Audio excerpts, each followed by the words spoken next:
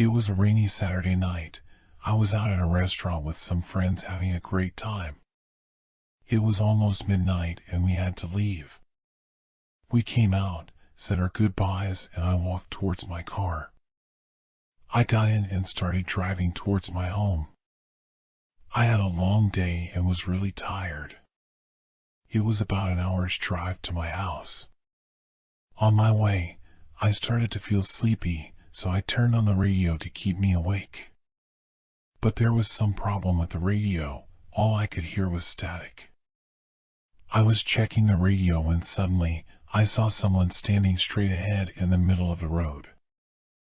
I severed left and applied the brakes hard.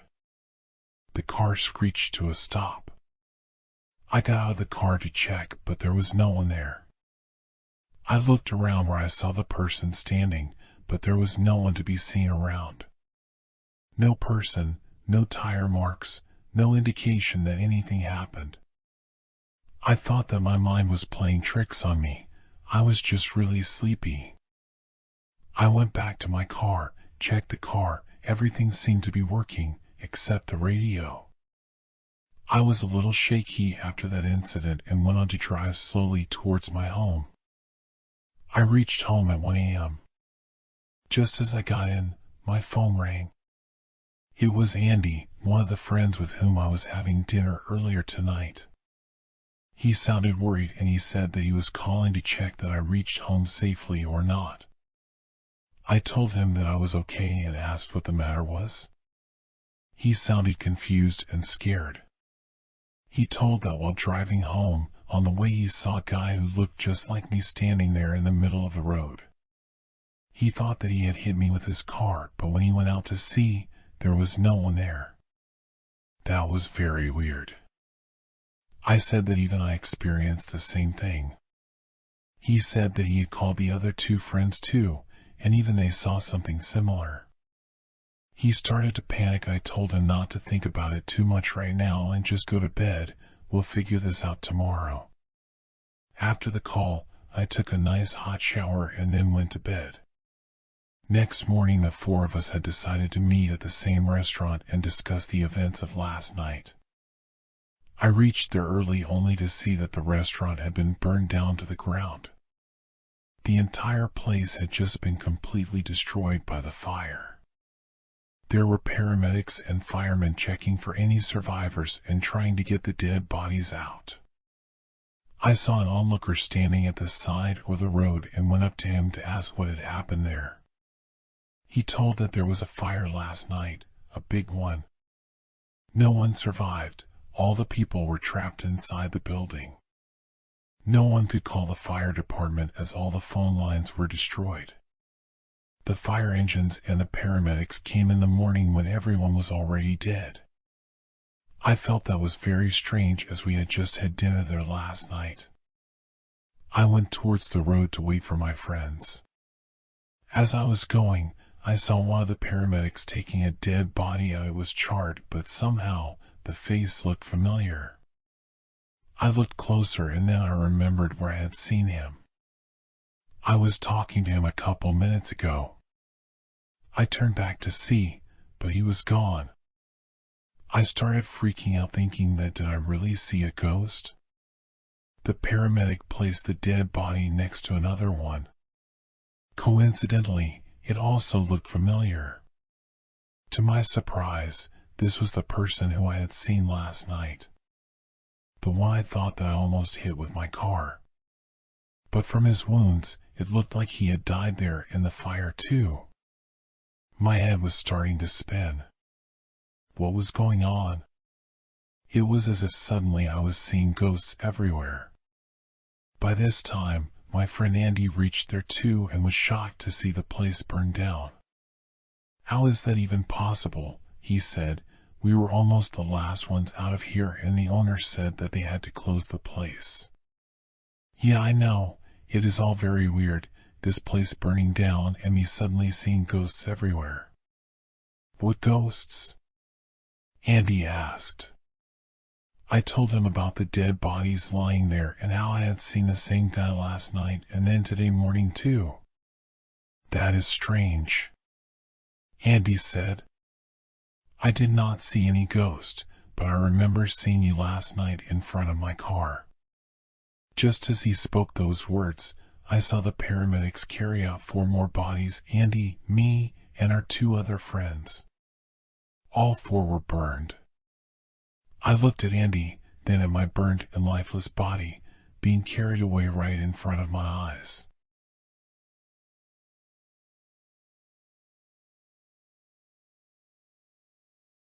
I was a 4th-year medical student, and one of my rotations was in obstetrics and gynecology.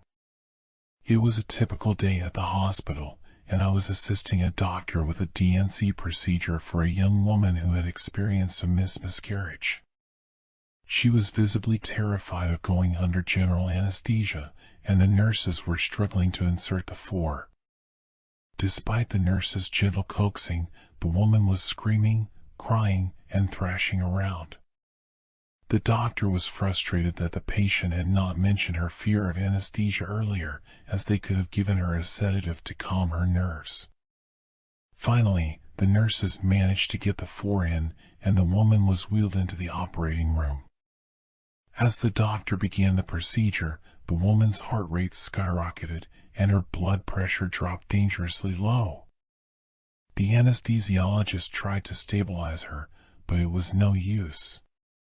The woman's eyes rolled back into her head, and she went into cardiac arrest. The team sprang into action, performing chest compressions and shocking her with a defibrillator. After a few tense minutes, they managed to revive her. The procedure was abandoned, and the woman was moved to the intensive care unit. For the next few days, the woman remained in a coma. Her family was devastated, and the doctors were at a loss to explain what had gone wrong. The woman had no history of heart problems or adverse reactions to anesthesia. As the weeks went by, the woman remained in a coma, and her condition worsened. Her body began to shut down, and her vital signs became weaker and weaker. Eventually, the doctors told the family that there was nothing more they could do, and the woman was taken off life support. I was haunted by that procedure for weeks. I couldn't shake the feeling that something had gone terribly wrong, and it was all my fault. I couldn't help but wonder if we could have done something differently, or if we missed something crucial in the woman's medical history. It wasn't until a few months later that I heard a strange rumor circulating among the hospital staff. Apparently, the operating room where the procedure had taken place was notorious for being haunted. The staff had reported hearing strange noises, seeing ghostly apparitions, and feeling an inexplicable sense of dread in the room. I was skeptical at first, but the more I thought about it, the more it made sense. What if the woman had been possessed by a malevolent spirit that had caused her heart to stop? What if the ghostly presence in the room had been responsible for the equipment malfunctioning and the anesthesia failing? It was a terrifying thought, and it sent chills down my spine. To this day, I can't shake the feeling that something otherworldly was at play in that operating room. And I pray that no one else has to experience the horror that we did on that fateful day.